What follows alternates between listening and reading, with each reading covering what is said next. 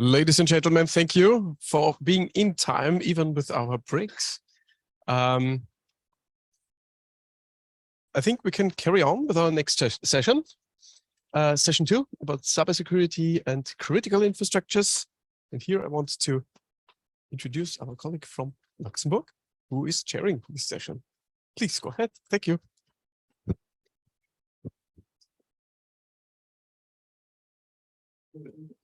A topic that is close to my heart, but more in the sense of giving seizures than anything else. This said, so we have a session on cybersecurity, which is getting way more formal for our world than it has been before. And so we're trying to discuss the implementation and the preparation that is needed. The plan for this is to have an introduction and presentation from DG Connect, which is not online yet. So we might have to switch around, unfortunately.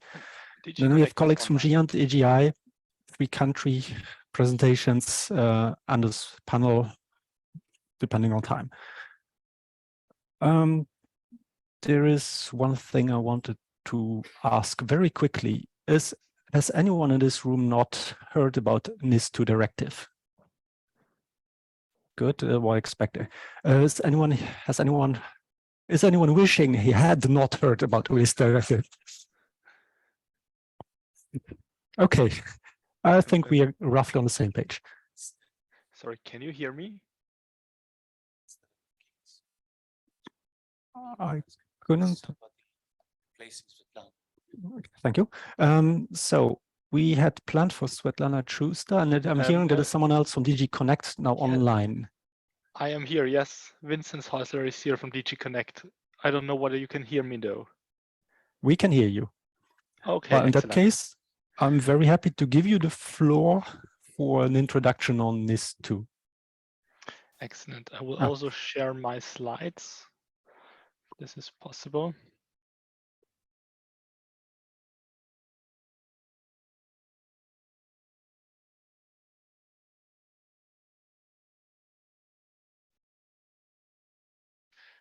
So I do hope that you can see the slide deck.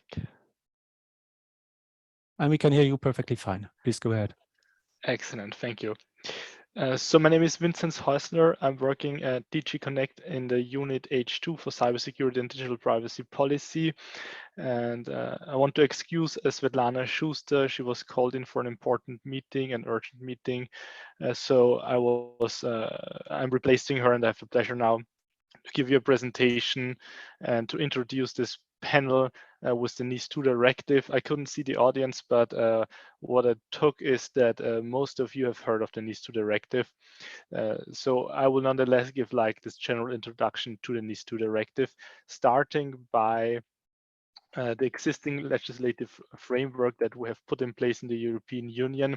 So the NIS-2 Directive succeeds the NIS-1 Directive that was actually proposed in 2013 and entered into force 2016, and then had to be transposed by the member states until May 2018. It was the first piece of cybersecurity legislation in the European Union on the horizontal nature, and it was followed by further legislative files, in particular the Cybersecurity Act, which entered into force 2019 and introduces the possibility for certification schemes for cybersecurity.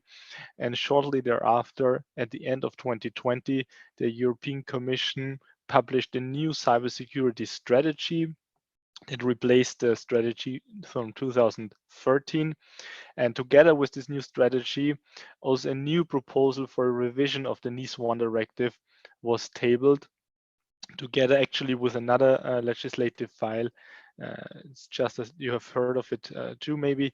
It's the Critical Entities Resilience Directive, CER Directive, which covers physical security.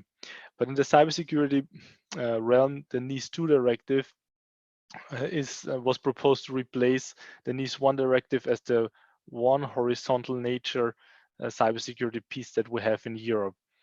And I will, on the following slides, explain why this was done.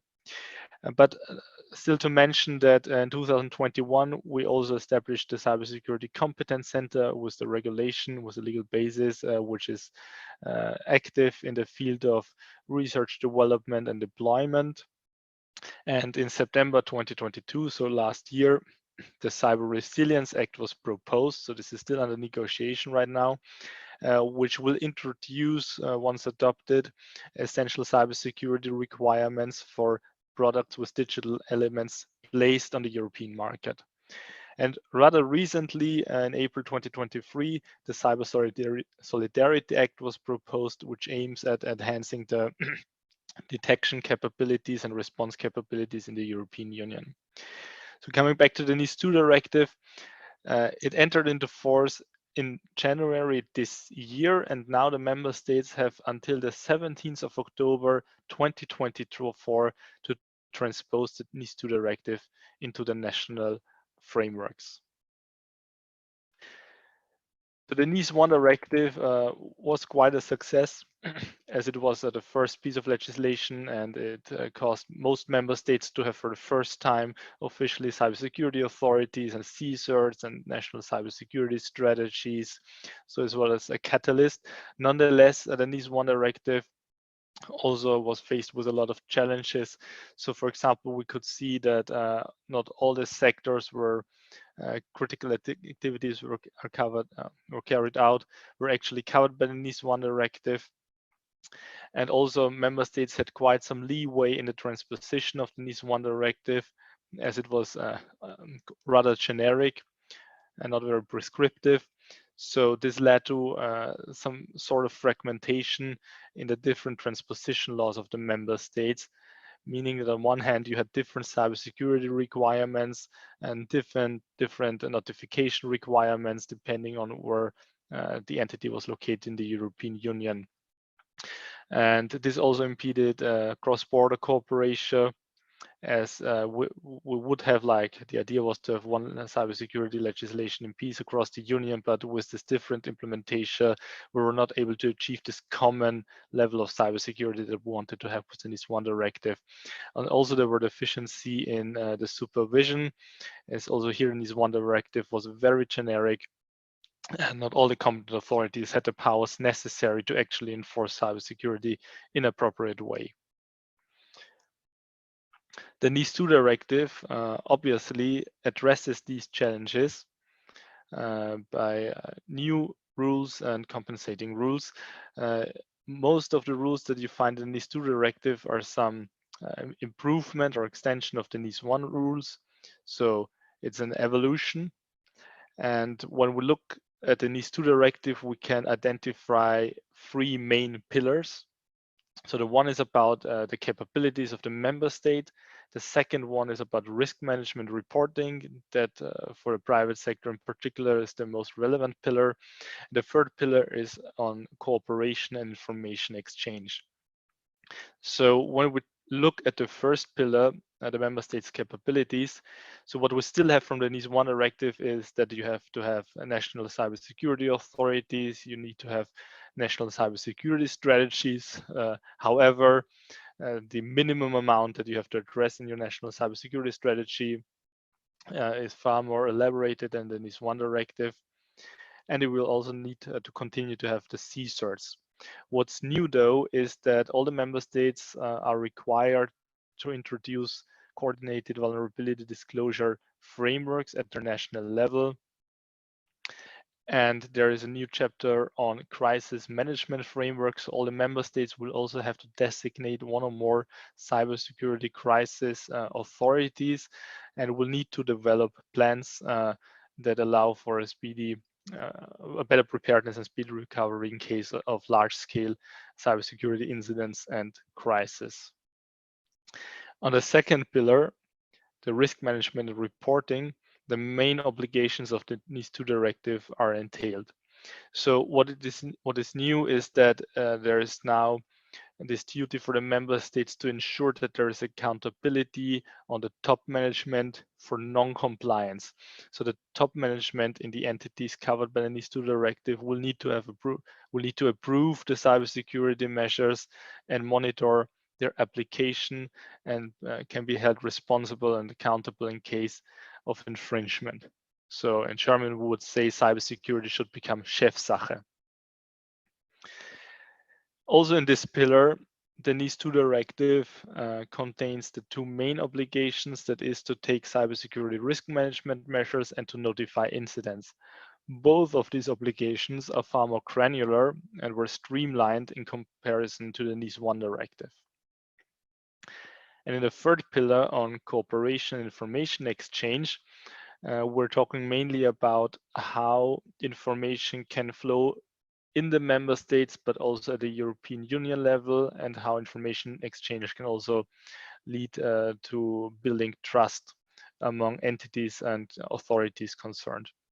So we have the cooperation group that is comprised of the Commission, the EU Cybersecurity Agency of the EU, and the member states authorities to work on a strategic policy level and to build trust among the member states. We have the CSIRT network, or the CSIRTs of the member states are together to exchange information on a technical level. What is new with the NIS-2 Directive is Cyclone, that's the Cyber Crisis Liaison Officers Network. So I mentioned the first pillars, all the member states need to have cybersecurity crisis management authorities in the future, and these authorities then cooperate at the union level in Cyclone to exchange information at the operational level and also to bridge the gap between the technical level and the political level in cases of cyber crisis. For the coordinated vulnerability disclosure, there is also a database that ENISA, the EU Cybersecurity Agency, will need to develop, where publicly known vulnerabilities will be gathered and collected. There is also a peer review mechanism so that member states in the future peer review each other, also with a view to increase the effectiveness of the implementation and to build trust. And there will be in the future, every 2 years, a report published by NISA showing the development of the maturity of the different levels of cybersecurity among the member states. So when we take a look at the obligations, I already mentioned the accountability of the top management. The cybersecurity measures themselves, what is still like in the NIS-1 Directive is that they follow a risk-based approach. And what's actually also following the NIS-1 Directive, but it's more detailed now in the directive, is the all-hazard approach that has to be taken into account, so that incidents can also have like a root cause in the physical environment and not necessarily in the cyberspace.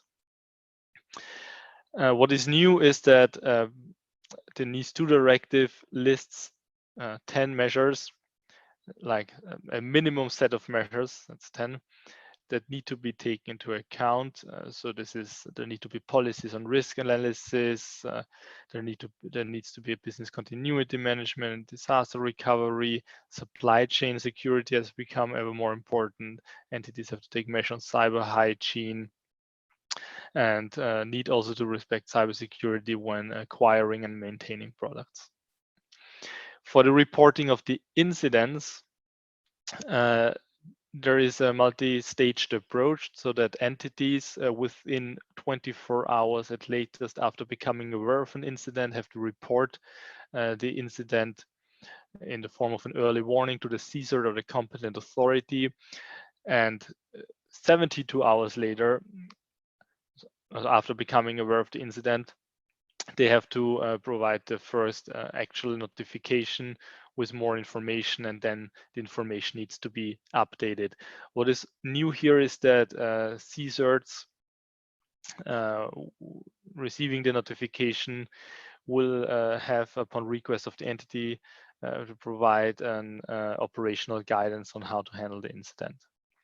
And then we have also obligations on the member states and the authorities to share cross-border incidents with the other member states and also the Cybersecurity Agency in NISA.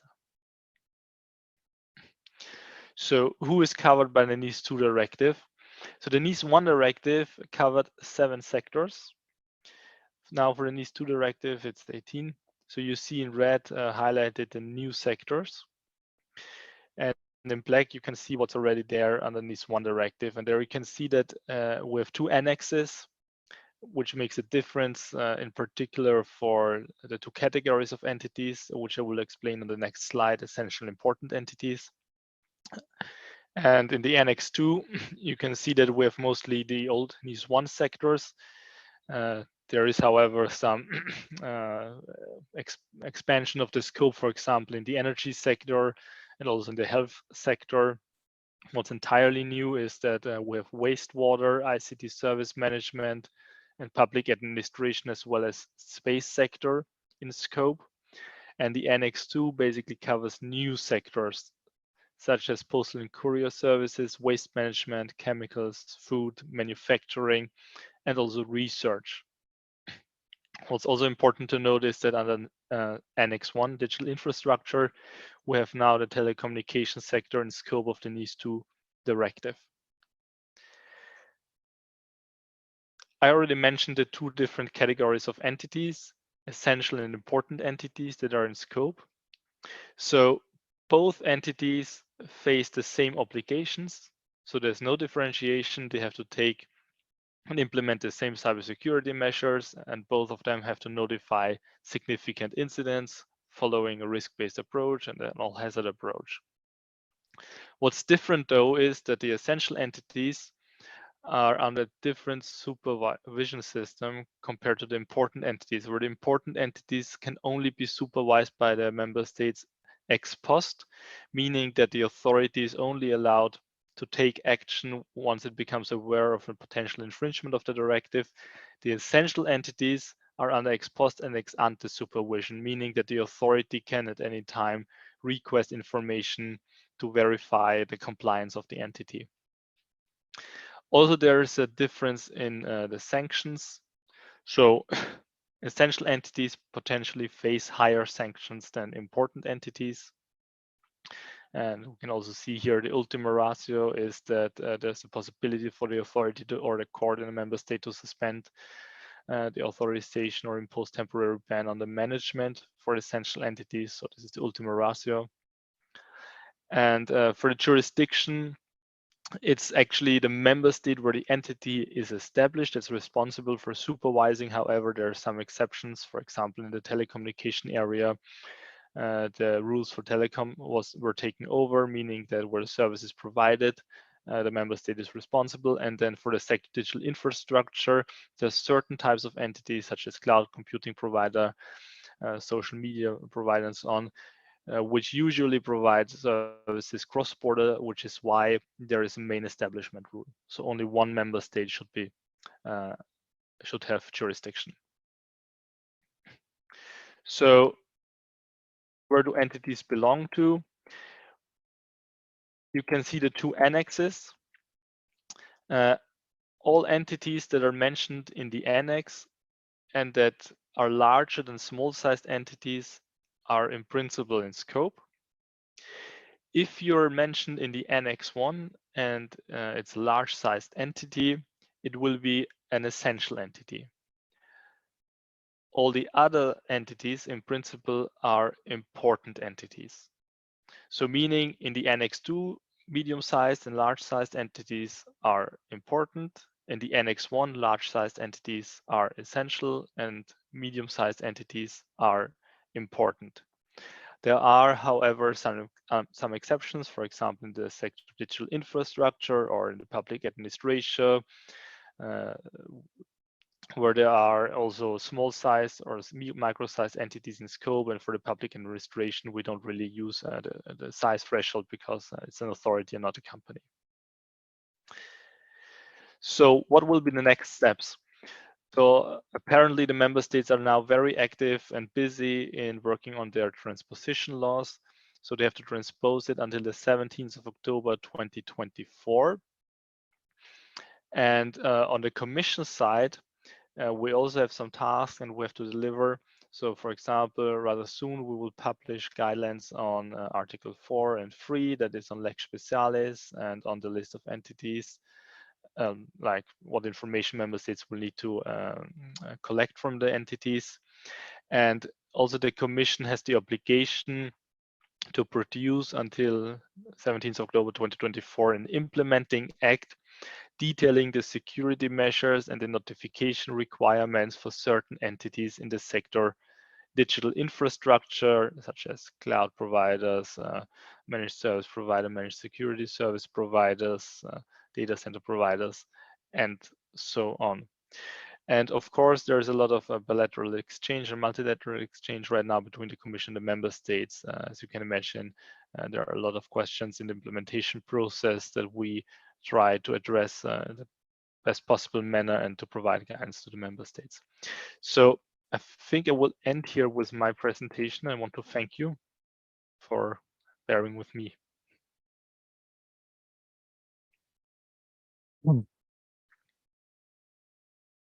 Thank you very much, Vincent.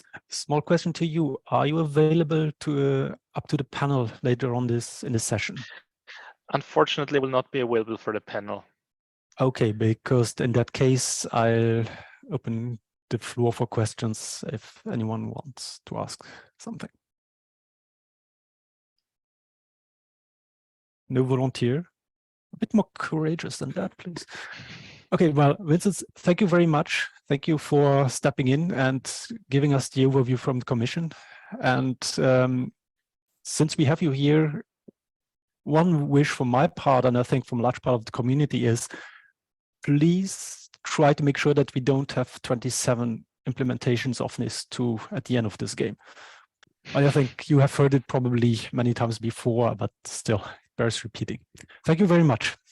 Noted. Thank you for having me. I have one question about the peer review. I was not fully following the discussion or the presentation, but can you elaborate a little bit on the peer review? Who will review whom? So first of all, it is key to understand, sorry, that the peer review is of voluntary nature. And well, it was mandatory according to the Commission proposal, but this was changed during the negotiations. And the idea is really that the member states learn from each other, and by understanding how they will, or how other member states implement the directive or apply the directive, increase trust. And it is actually quite an elaborated procedure that we have to still define. So there will be a methodology produced by the cooperation group together with the Commission, and member states will need to nominate experts, so to say, and there is also a system that there's a rotation and so on, out of the field of cybersecurity, which then in a group of at least 2 member states, the NISA visit the other member state that volunteered to be peer reviewed, and then the peer review stretches mainly on the policy and implementation phase, but can still cover also, for example, the operational capabilities of the CSIRTs, how cross-border mutual assistance is carried out, whether member states have cybersecurity information arrangements, and also financial, technical, human resources aspects are part of it. But as I said, we have the article, but we still have to put some life to it.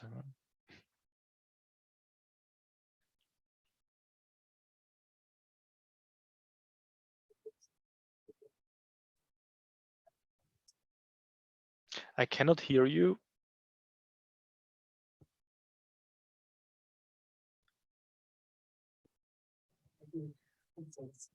For enlightening us. Next up, Alf Moons from GIANT. Alf is Information Security Officer within GIANT, has a significant role in GIANT security policy, and has been very active in the GIANT project security working package so far. And from personal experience, very helpful within the community and always able to help us. So Alf, please enlighten us about what. Thank you, Gilles, and thank you, Vincent, for the introduction to the NIS-2. Now I have to say a little bit less about NIS-2, as we are already on a certain plane for information. But yeah, to emphasize a bit, You've seen in the introduction for NIS-2, as Vincent has been telling to us, a lot of the information, a lot of the rules, regulations in NIS-2 are aimed at the member state, what the member state needs to do. Also, the peer review is aimed at the member state, as it is described in the legislation. I'd like to talk to you about our moving from trust to compliance. And I think this morning we already have seen that a little bit. We've talked a lot about trust, and we heard also that the trust we initially had, that if you are an employee of a university and you have an identity, then that was good enough for about 15 years or 20 years. But that's not good enough anymore. You need to prove that you are the person who you are, and that needs to be verified, vetted, as we said this morning. With security, the same thing is happening. We've always operated on the basis of trust. People that know each other, people that have been working together with each other for already a large number of years. But that is changing. We need to prove that we have control over our security. We need to show what we are doing and prove it with internal audits, external audits, and maybe also peer reviews between our organizations within our community. There's quite some experience about that in several countries on that. So from trust to compliance. What we just have seen is a little bit about very specific regulations that are coming into the play. And that's all part of the EU Security Union strategy. And the EU Security Union strategy is aimed at, well, more the policing part, making sure that terrorists don't get too much traction. But also a very large part is about ensuring that we have trust in our day-to-day use of the community, of our ecosystems, of our society, that society stays afloat. That's what a large number of the new regulations from the EU are about, essentially. We are more and more dependent on it. We know that. We are already working on that for a long time in our own sector. But this has been catched now in regulation as well. And there are a lot of regulations coming up, and I will focus on 3 of them, and later on specifically on the NIS-2. Those 3 regulations have to do with cybersecurity. The NIS-2, we heard about that. The Critical Entities Resilience Act, or regulation, which is specifically aimed, as Vincent said, at physical security, but for critical entities. And then there you need to think of entities, organizations that have to do with power, with the energy supply, with transport, that kind of organizations. And another interesting legislation is the Cyber Resilience Act. And the Cyber Resilience Act goes about everything that has cybersecurity in it and that uses electricity. You may know that for electricity, we also have very long time already an act where if you have something with a power cord on it, then it needs to be tested. It needs to be compliant with certain rules, the CE mark. The Cyber Resilience Act will be something like a CE mark, so that everything that you will be using that will use internet or anything else, like if you go to a website for shopping, or if you have a self-service scanning retail checkout point, but also your mobile phone and your applications, everything that has some kind of intelligence, some kind of processing in it, that will need to comply with the Cyber Resilience Act. All products and services, software that you can buy, or if you're producing it and you want to sell it, will need to comply with that Cyber Resilience Act to make sure that there is a minimum set of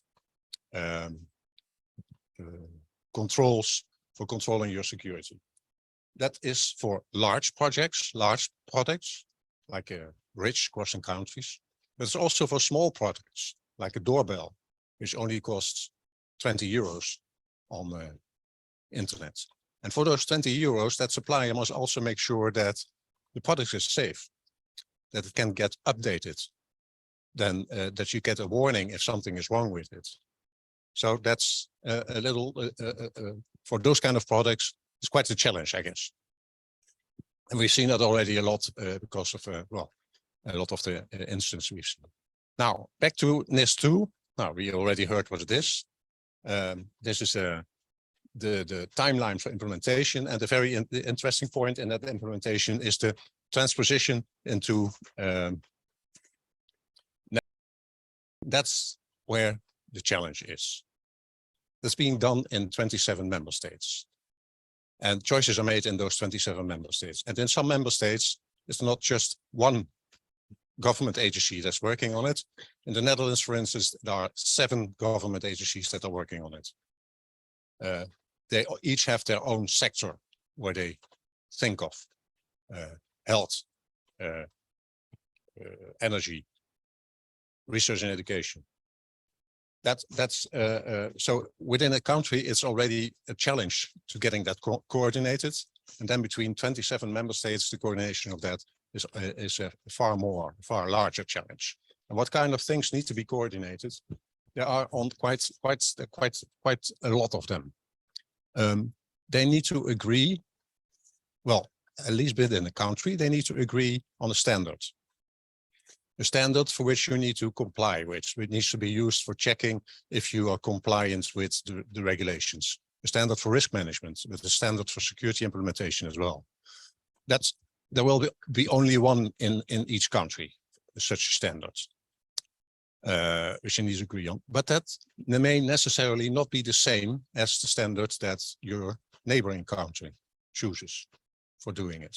They try to organize this with international collaboration with the NIS cooperation group and ENISA to make that more, make it one standard in Europe. But that's yeah, we'll need to wait how that will work out. What I've seen about it up till now, I'm not too confident that it will be one standard only, and it will be. I hope it will be well-known standards there, and not something new. Yeah, that's the joke about I love standards. There's always one to choose from. Scope is also something that is to be decided on a national level. Whether a company doing exactly the same activities in member state A or in member state B, whether they will be in scope or out scope, that will be the discretion of a national authority in a member state. Again, they will try to coordinate, but there's no guarantee that it will be the same. So for our NRENs and for our EU research infrastructures, we need to wait what it will be. And that's another dimension in that is that it also depends on what kind of organization an NREN is in the member state. Is it an independent organization, a foundation, or even a commercial institute, or is it part of a university?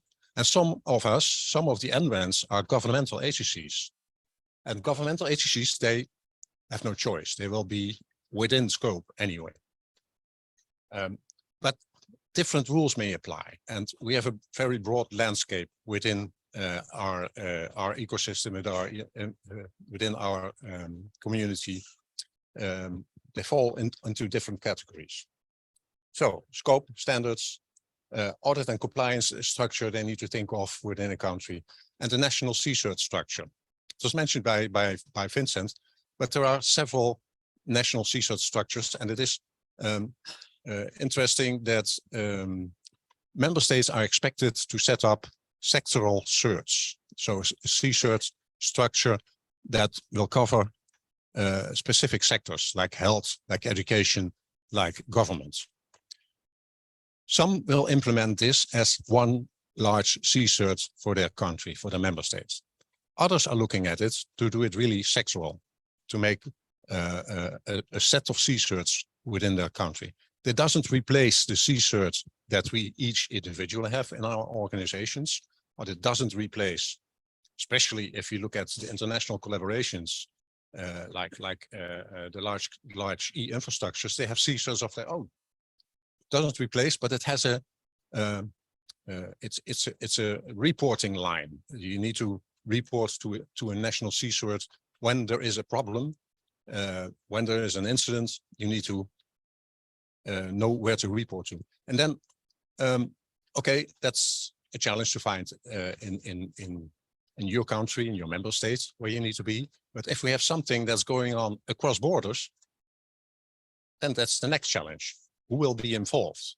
Do we need to call the police in one country, or do we need to call the police in 7 countries or in 27 countries? So, and it's not quite clear. So in research and education, especially in the networking part, we are in a bit of a gray area. Try to get some clarifications on that, but okay, we need to wait. Well, let's not dwell too long on this. So what does it do for our European e-infrastructures? European e-infrastructures that we are looking at. The legislation is aimed at EU and at the 27 EU member states.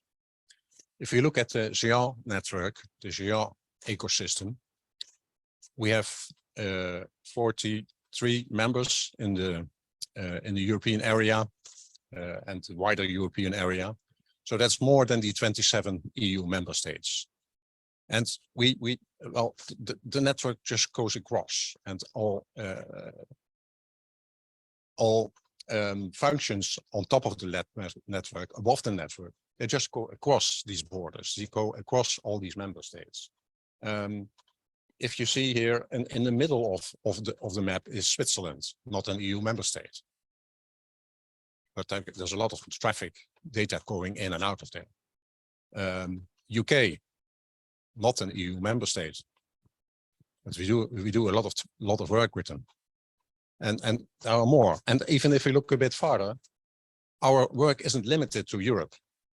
We need to exchange data. We need to work together on a global scale with all these organizations.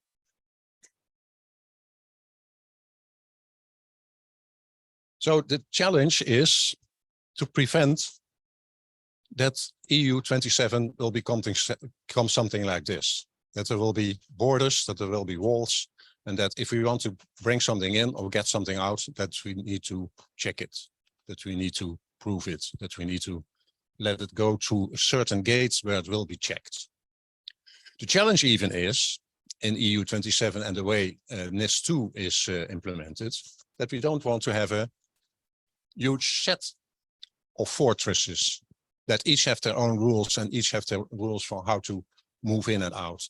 To name some, in certain countries, there's talk about controlling what kind of traffic goes in and out of the country, what goes in and out of internet, and to do filtering on it.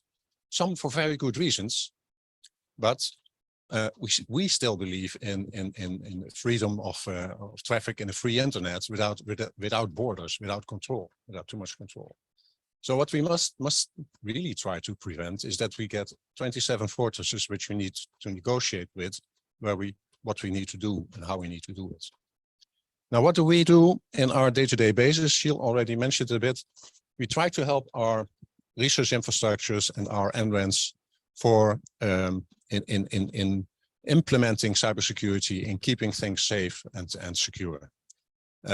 We do that with long-running projects in which we develop best practices for helping organizations implementing security within their organization, implementing business continuity, implementing crisis management. And we do that by developing tools and supporting tools.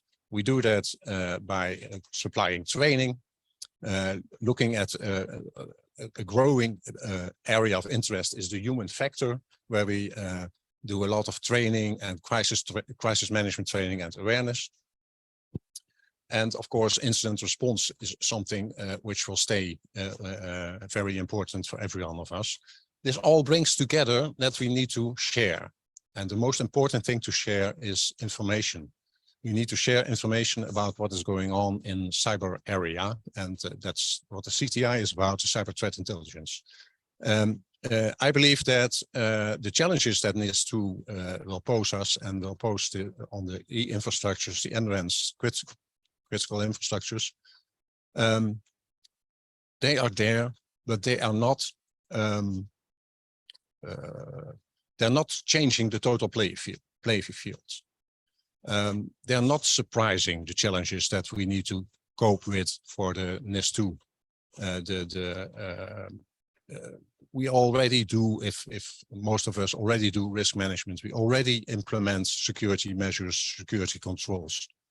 And you can wait until October 24 to wait what exactly will be in your national law, but you can also start preparing, and you can also start already using the materials that are available within the GR community, but also within a number of the e-infrastructures that have, for instance, the certify and sanctify standards for looking at how to secure your ecosystem.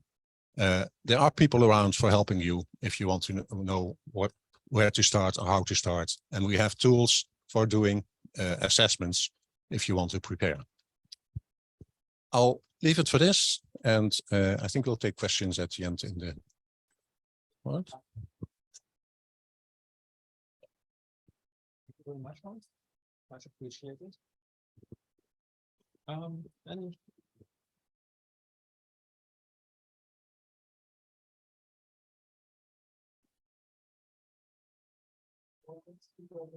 Remotely will be Matthew from EGI.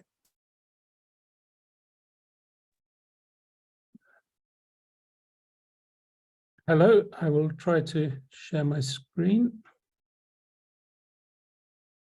If you can confirm that you can see my slide.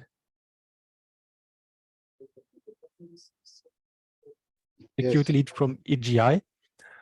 And well, he will talk to us about what the world looks like at EGI from that perspective. Matthew, please go ahead. Thank you. I thank you for inviting me, and I'm sorry I can't be there in person due to an unfortunate clash. This is the week where we're having our EGI conference in Poznan. Yes, I'm Matthew Fillion from EGI Foundation, where I lead the service delivery and information security team.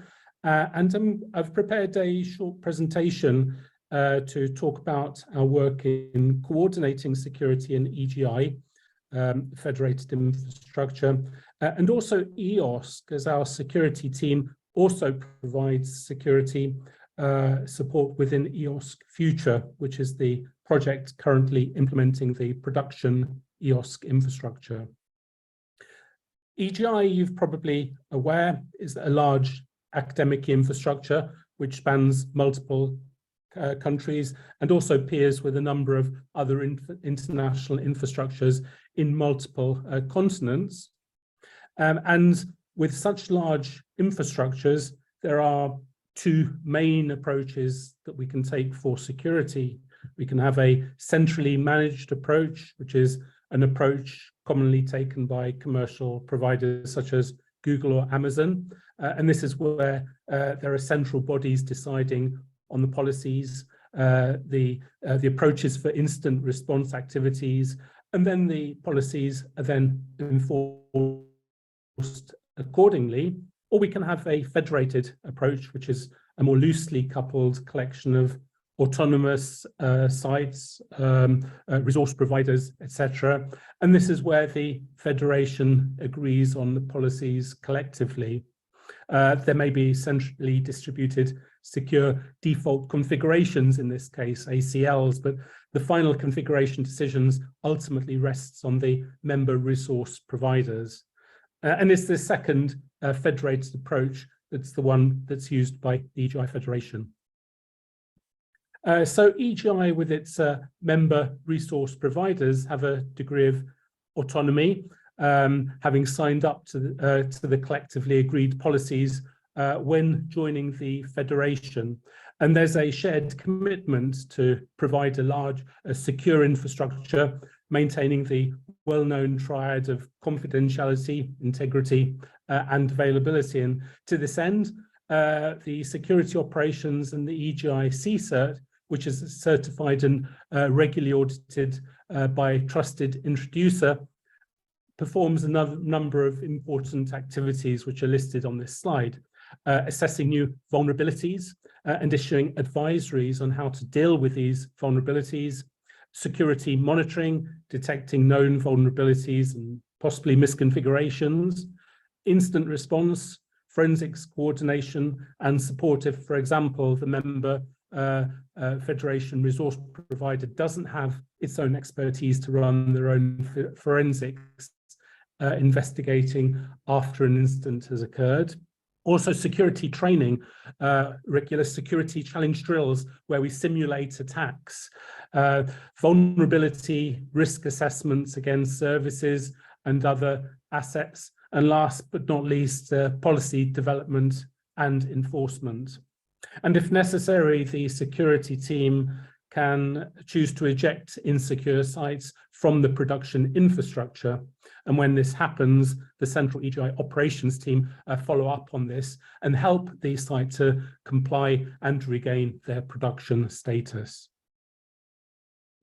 Looking closer at how we manage new vulnerabilities, within EGI, there are three distinct groups at play. There's the software vulnerability group shown at the top of this diagram, and they assess the vulnerability and whether it can affect our infrastructure, and if so, to what extent. And it uses expertise in the different middleware and other services across the Federation to help them to do this. Then our comprehensive security monitoring infrastructure is updated with sensors and with probes for this new vulnerability. This can then detect the resources and data centers and other resources that may be affected. And finally, the Incident Response Task Force then contacts the data centers and other resources to apply suitable mitigation measures. Maybe this is patching once available or reconfiguring the resources to disable the affected vulnerability. I'd like to touch upon one very recent incident that we've had, just to give you an idea of how these can occur nowadays. It provides the outline of a recent incident affecting our infrastructure, and it involved a compromised federated identity. Now, SSO single sign-on, which is of course expected by users nowadays, means that this compromised federated identity could be used across the infrastructure. And in this case, attempts were made by the attacker to access multiple resources involving 3 identity providers, which are shown by the yellow dots on this diagram, on this graph, within the infrastructure. Now, fortunately, in this case, the attempts that were made to access the resources were ultimately unsuccessful, but it does give an idea of the nature of incidents that we face nowadays, which required the collective response of many people working together and coordinated by the central security team. So to summarize the approach that we have for security now, we see attacks becoming more and more complicated and sophisticated. They usually include multiple compromised machines or even sites spanning multiple borders. Individuals at our providers' sites do not, in many cases, have enough knowledge, expertise to deal with such attacks for these different types of incidents. And a coordinated incident response team is absolutely critical to reduce the possible impact of an incident. Our policies, which need to be properly maintained and adhered to, is an absolute necessity. Making everyone aware of what these policies are likewise absolutely essential. And close collaboration is needed between the different infrastructure CCERT teams This collaboration does need to be assessed. The effectiveness of it does need to be assessed frequently by running joint security exercises across the different infrastructure and infrastructures. So some common messages, I think, to Alf's previous presentation. And of course, security is everyone's concern. Thank you very much.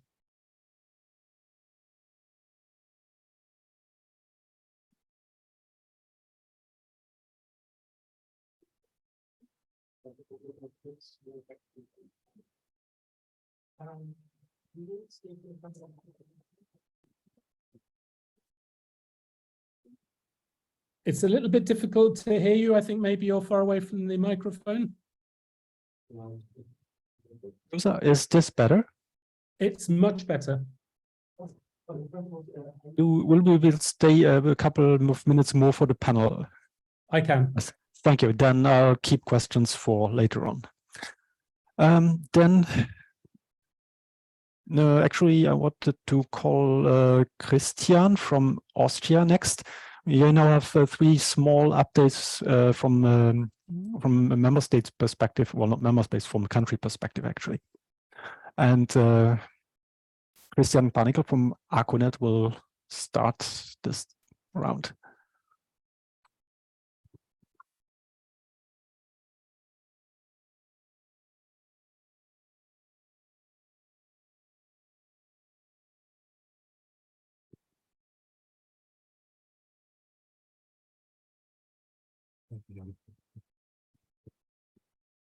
Hello, Christian Panigl, University of Vienna, Arconet. Thanks for inviting me. I'm giving a little bit of an insight what happened in Austria over the past 3 years now and what we are facing regarding NIS-2. So to set the context, Arconet, the Austrian NREN, is represented and operated by the University of Vienna, the IT department there, as a joint infrastructure. So we are not feeling us, not seeing ourselves as a service provider in that way, but we are an operator of a joint infrastructure together with other universities in Austria who are providing the POP locations for the Arconet backbone. And the same team at the University of Vienna is operating the Vienna Internet Exchange. So the Vienna Internet Exchange is more like a service provided by the university. So in this respect, we are more like a service provider. We are using the same team for providing both and operating both. In total, we have 15 people. That's a rather small team for these 2 services. And we received 3 years ago, the university received a notification from the authority that it's operator of essential service in the context of the Vienna Internet Exchange. And we had then 3 years time to go through all the NIS audits, and we finished the audit process early this year, and we are waiting for the response from the authority, but we think we will have been successful, more or less. Well, the process is never finished. You always have to improve, and we are prepared for that. But in fact, we have done a lot of work in this respect. So a little bit of extended context. In my division, there is a second team of 15 people, which is working primarily for NIC-AT. Is a company in Austria established for the .at top-level domain registry. For historical reasons, as everything with the internet started at the University of Vienna, we are still doing software development, registry operations, and some DNS operations for NIC-AT under contract. So in this context, NIC-AT was the receiver of the notification from the authority, but we are essential supplier for this essential operator, and therefore we had to comply with their requirements for ISO 27K and NIS regulation. So in a way, also with the second team, we are fully involved in NIS activities. So therefore, the whole division which I'm leading is kind of NIS and NIS-2 ready, or feels like that. So let's see what NIS-2 is giving us for new challenges. And we have very well established communication channels with CERT, with the Austrian CSERT, which is by accident more or less operated by NIC-AT. Again, that's a daughter company, CERT-AT, but it's very related to NIC-AT. And also with the NIS authorities. We have seen Vincent Häusler. He was until 1 or 2 months ago, he was in the national NIS authority in Austria, and we have been in contact a lot with him and have a very good communication. So now he changed to Europe because he did such a good job in Austria. So that was the ARCONET core team, so to say. But now we are looking at the ARCONET community, which is a rather large community for an NREN, for a small NREN like the Austrian one. We have more than 250 participants connected to the ARCONET infrastructure. Primarily, of course, it's universities and other higher education institutions. But we have all kinds of research and educational institutions, including museums, libraries, small cultural associations, all kind of stuff. And which is in this context very essential, all ministries and regional governments are participants on ARCONET, and even some healthcare institutions. So even if we would see the situation that ARCONET, the infrastructure itself, does not fall under NIS-2, which we are currently not under NIS, but if we still not fall under NIS-2, we will be or will become or are suppliers, essential suppliers for a lot of entities which will be under NIS-2. So either the one way or the other, we will be involved, and we see that. So some NIS-2 awareness is already implemented into the heads of our participating organizations. There is one community which is pretty well organized. It's the ARGE Secure community working group, which is meeting twice a year. But that's primarily the higher education sector. So we don't have that much influence on the others, so to say. So the risks and unknowns regarding NIS-2 are primarily, as it was mentioned already, the national implementation details yet are unclear. Who will be designated essential or important under NIS-2, if at all? And if we are falling under NIS-2 as an infrastructure, and the universities, for instance, are not falling under NIS-2, then we have this very tricky situation that parts of ARCONET are placed at university locations. So what's the effect then on ARCONET operations if the hosting organization is not under NIS-2, but there is a little piece of NIS-2 infrastructure there? So that's really challenging thinking. And of course, this comes with additional costs. The whole process is really a big effort. So the last 3 years were a lot of effort for us. And what is to me also unclear is the effect on other e-infrastructures, specifically the Vienna Scientific Cluster, which is a joint high-performance computing infrastructure in Vienna, which will be extended into a Austrian-wide infrastructure together with Linz and Innsbruck. So what will be the effect on those? And as I mentioned already, even if we don't fall under NIS, we fall under the supply chain regulation, and then again will be caught by NIS-2. And we see a lot of staff resource challenges. It's really hard for us to get new staff, especially in the IT security segment, and some degradation of work climate is also to be seen. I stole those 2 sentences from my colleague here. Thanks. But it's the same situation here. And in the university context, the salary system is really poor. And the perspectives, even if you find young people, the perspectives on the salary and career level in our environment are really not sufficient. So that's an extreme challenge. And one of the sub headlines I should have placed here is scaling NIS-2 and scaling. It's not scaling at all on not one level, so not on the European level, not on the national level, and not on the institutional level. So I'm really interested in how this is going at the end. Thanks.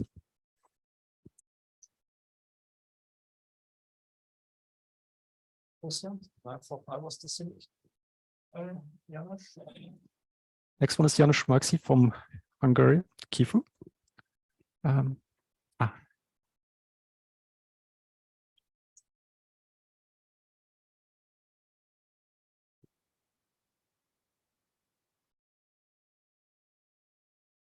Just a short introduction. Hello, my name is Janusz Maxi. I'm working for the Hungarian NREN called KIFU.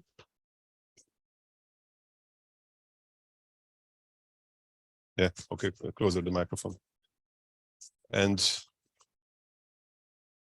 I try to go in a slightly different angle also, but also a kind of peek into the legislation procedure, what's going on, because we have some information on that one as well.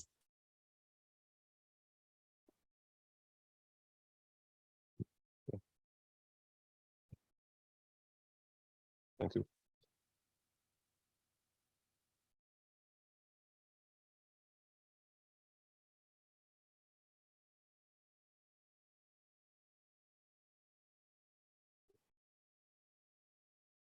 Okay, so first, somehow making it into the context, that's how our network is look like, and some figures about, okay, this way, what we are doing and what kind of services we are providing. We are serving a slightly larger community than Acconet is doing.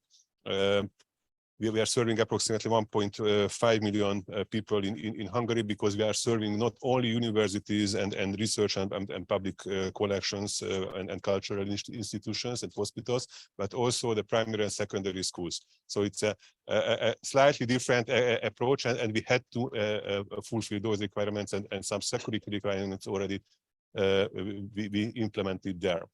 And one interesting context that for my presentation, that there was a merger of NIF Institute, the NREN at that time was NIF Institute in 2016, and NIF Institute and KIFU was merged. And that time NIF Institute has an ISO 27000 certification.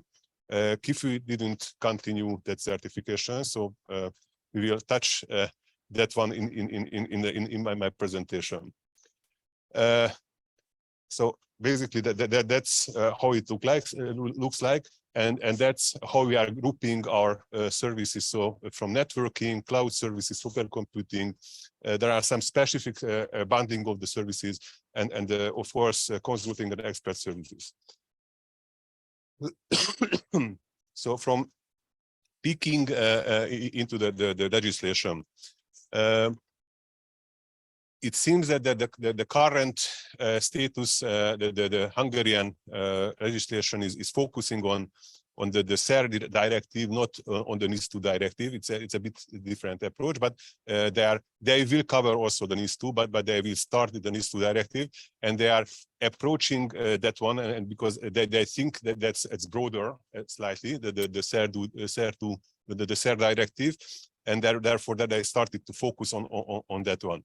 And the legal harmonization is led by the Ministry of Interior Affairs. So that basically somehow defines the focus areas also that will also presented in the next slides. And the members of the legislation harmonization team is the Telecommunication Authority, the Prime Minister's Cabinet Office, and the Ministry of Foreign Affairs and Trade. And it seems that group is rather closed, but interestingly, the legislation, the initial idea of the legislation appeared on the agenda of the parliament. So you could look at what's going on in a certain way. The initial idea was there, but they started to have the discussion, and the expected result will be around end of 2023, just for the legislation, legal harmonization. And we started to think about what we should do, and we looked at the digital infrastructure provider perspective only from NIS-2 perspective, and not the service perspective that is described in SERP.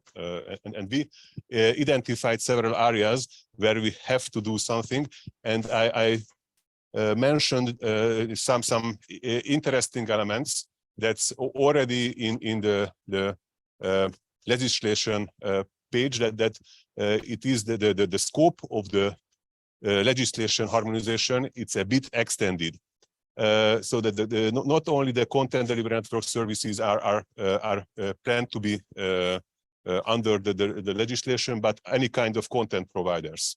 So that's a bit overwhelming, I think, but we will see what will be the actual results. And there are some other services there, some managed services that's basically mostly for the public administration, these two elements. One important information that you can also look at this initial agenda of the parliament. They had to change 53 local law to comply to the European legislation. So that's not an easy task, I would say. And unfortunately, these slides are in Hungarian, because it's a leaked document. It's not, and it's not in a text format, but it's only in graphical format. And just to look at what are the agenda in the legislation, and what is there, and what is what should be covered. That's only the energy sector, and the green ones are that's new NIS-2, and the blue one is somehow from some earlier legislation, and there are plenty of yellow one that's because of the NIS-2, or because of our government want to something more extensive. So that's for the transportation, something here for the finance sector, something here for health sector. You can see here several for the info communication. So for example, transmission of the television here, and also some courier service here provided. Of course, you can see here that's public administration, and here that's the primary and secondary schools. So here it is already there. We should be put somewhere there, also from that perspective.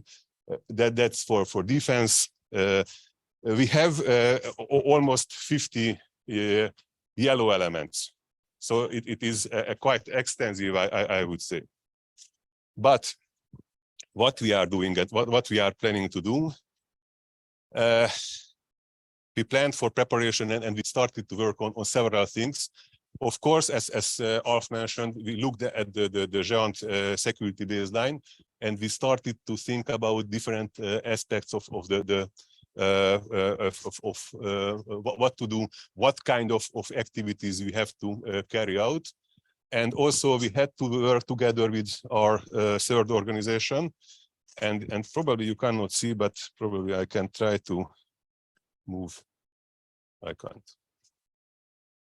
Okay.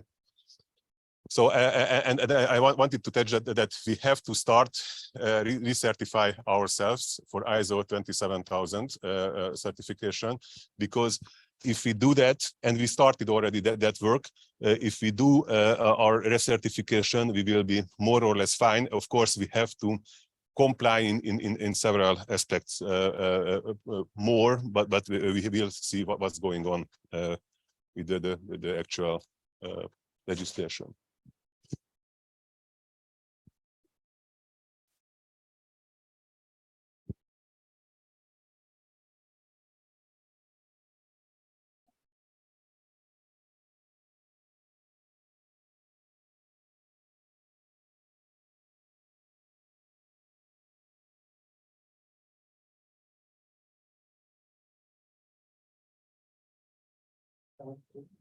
So I will give the overview from Luxembourg point of view, trying to keep it very high level.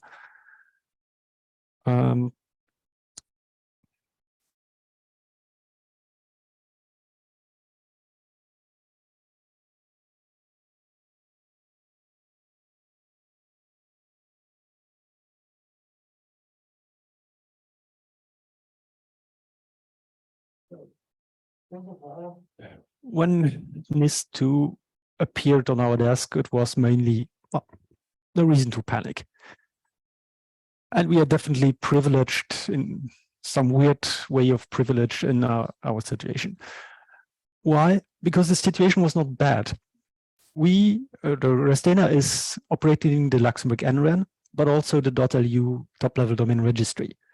And pretty much as in Austria, this means we have been critical infrastructure for some time. We have been an essential service under NIS-1. So basically, all the hard questions have been asked. And in preparation of that world, we went the long and winding road to ISO 27000 certification with a kind of defensive reasoning.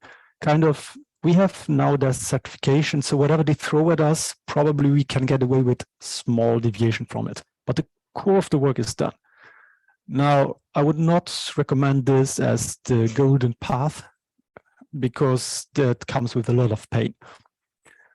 Another reason why we feel at this point quite relaxed is we have very good relationship with our competent authority, which is the telecom operator, meaning we know what their feeling is about us and about the sector.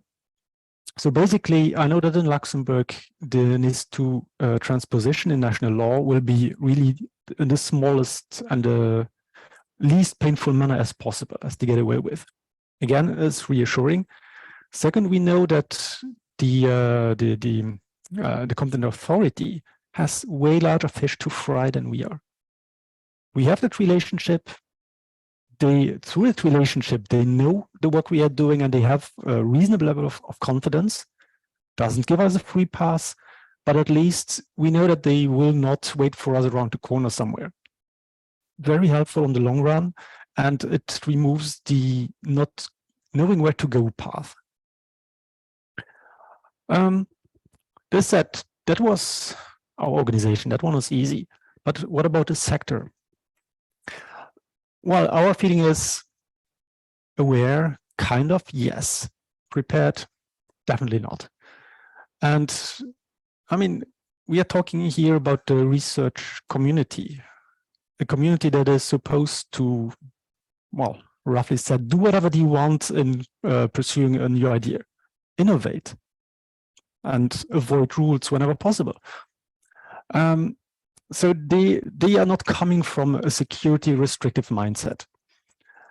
But still, they do understand the need, especially the administrative IT, the core IT of these organizations. They do understand where they need to go.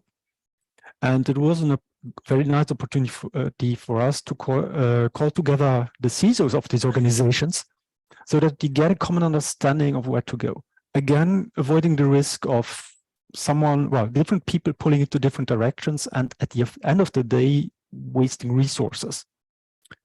Has the additional benefit of being able to talk to the competent authority with more or less one single voice.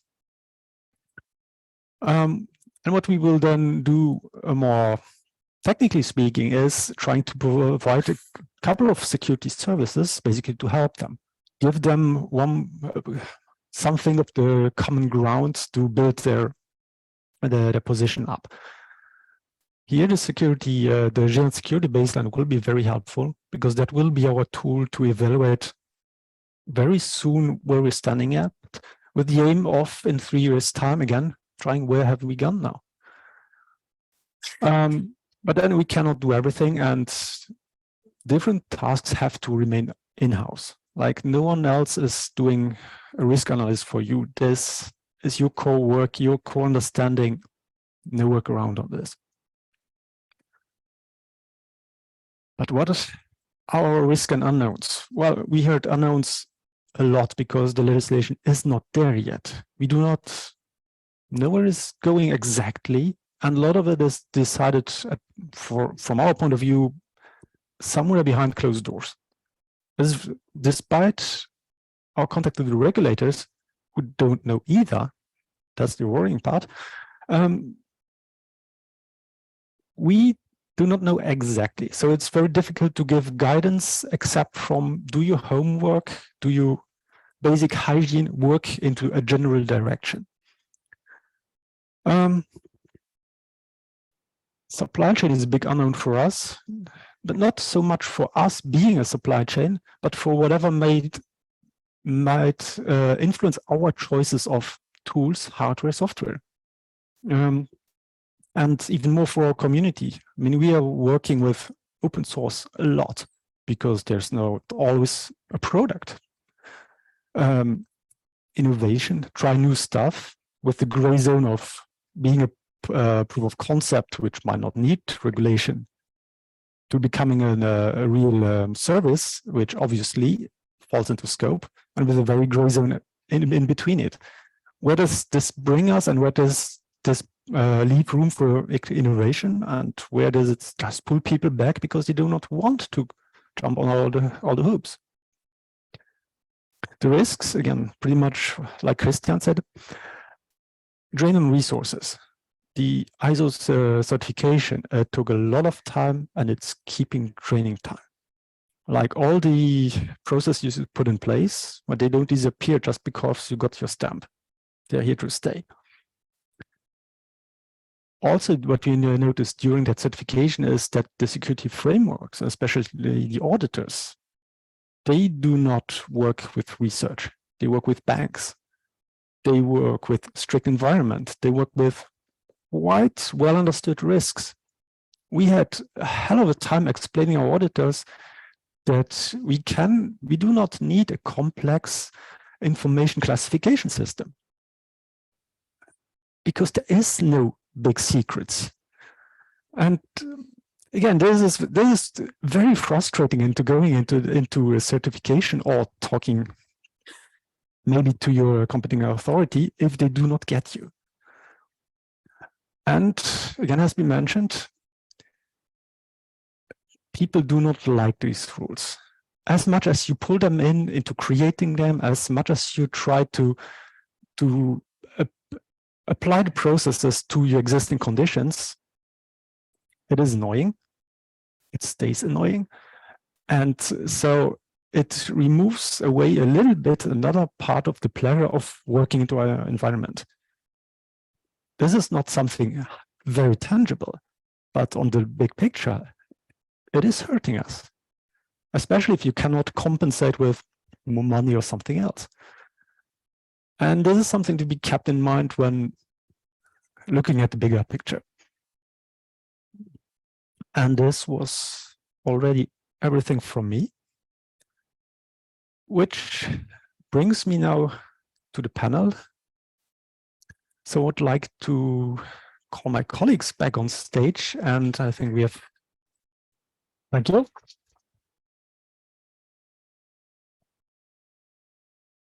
And Matthew, are you online? Online, sorry. Yes, I am. I'd like to open the room for questions, and I already see one. Lisa, please. Thank you very much. So first of all, thanks for the very good presentations with very spot on and concrete. That's been very nice. I have to say about this NIS-2, when it came out, you know, there was this huge panic, and I feel always in this case a bit torn between, on one hand, I recognize that there is value in increasing security and improving best practices. I mean, there are lots of evil out there. But then when I look at the implementation of this, I see immediately the big firms. If you Google, you see, you know, all the big consultants. We are ready for that. Come to us, of course, you'll have to pay. I see the ISO certification that's lengthy and expensive. So basically, I feel that this puts, particularly on the research and education, it will increase eventually the divide between the countries that are richer and poorer. And I mean, and is there anything that we can do as a community to probably try and influence and push the regulation to be a bit less harsh or too regulative for our community?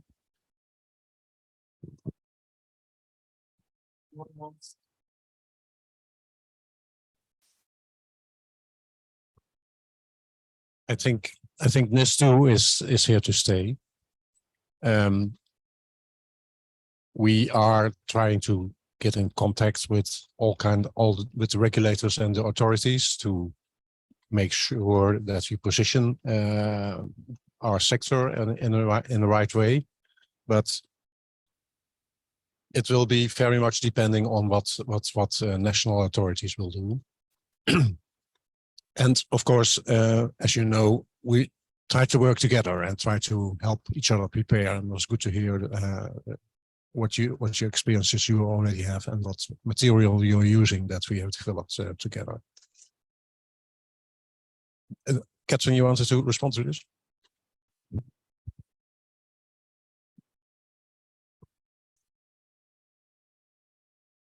Yeah, no, what I wanted to say though is that the cost of compliance for small, medium enterprises, not for profits, is recognized and is being discussed among other in the European Parliament, because it's completely seen as something that potentially can do an enormous amount of harm, not just to our sector, but also to European commercial enterprises and ICT overall, because we are putting cost of compliances into it.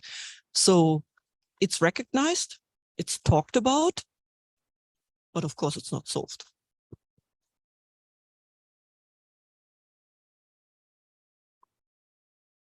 I think that I fully agree with the position that we have also to work at the national level, because that's exactly where I see a danger, that while I am far from being a fan from NIS-2, I still can find an interpretation which is acceptable, if not ideal. But what I see, at least for the Czechia, is that the responsible organizations are using this as an excuse to push it even much more forward, which doesn't make sense at all.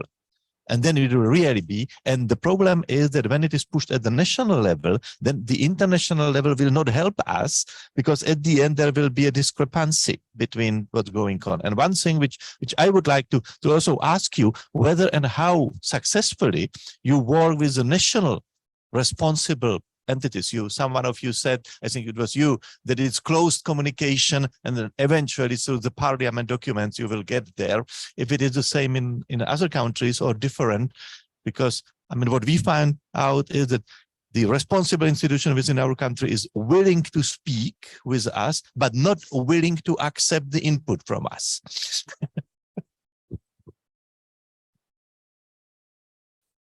Familiar somewhere.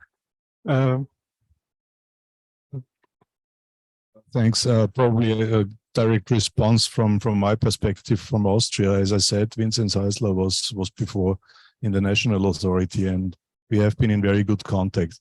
Of course, there are different levels. The one is the regulation on the EU level. And in the preparation, we already have been in contact with the Austrian authority. So we brought in our ideas and concerns regarding the NIS-2 development, but of course they couldn't do anything else than to bring it through their channels into the European process. And I think we have been also in coordination with some others, with Géant and so on. We have addressed, or in other communities like EuroX, where I'm involved, and others, we have tried to point out where there are high risks. Also at various points, we have been pointing out that over-regulation in this aspect might kill open source projects and so on. So we have been pointing at various things together with others, and probably or hopefully have made some influence, but we are not sure, and we will see at the end. And of course, now in the national regulation process, there is not so much a level of flexibility as it was with NIS-1, but we still are in communication with them to make it acceptable for the research and education community, especially. Yeah, I can confirm that also in Hungary we were asked from that ministry that was responsible for the discussion with the European legislation, the Innovation and Technology Ministry. But since that time, the government changed, and now we try to find the right contact to get the influential people who can be talked to. Of course, and also we are actively participating with some I would say a kind of external community. So some commercial entities has a lobby group in Hungary, and we have a contact with that commercial entities, especially the who are working with the internet related services. They have a subgroup, and they might have a better contact at the moment to our ministries to get influenced in our position and convey our messages to the legislation harmonization to be more favorable for our community as well. We think a big risk for the NIS-2 is applied as a whole research, and because as you might remember the presentation of the EU representative, the EC representative, the research is there as a whole, and what will mean for us as a service organization who serve the research, and that's an interesting question. What you're saying, research is there in the second column, the second annex, but it's specified. The research areas are specified. So space, health, quantum. Some of these are specifically mentioned, but that doesn't mean that in every country it will be implemented in the same way. No. Matthew, just asking you, how do you see e-IRG in this dance? Like, do you feel informed? Yes and no. I mean, we're feeling our way here. I think we're all moving in the right direction. For example, within e-IRG Foundation, we've just got certified with ISO 27K. This was expenditure, this was a lot of effort, but it is moving in the same way. And I think I can speak for many of the participants of e-IRG that they feel that this is a good direction. It's just the question of how we implement it properly.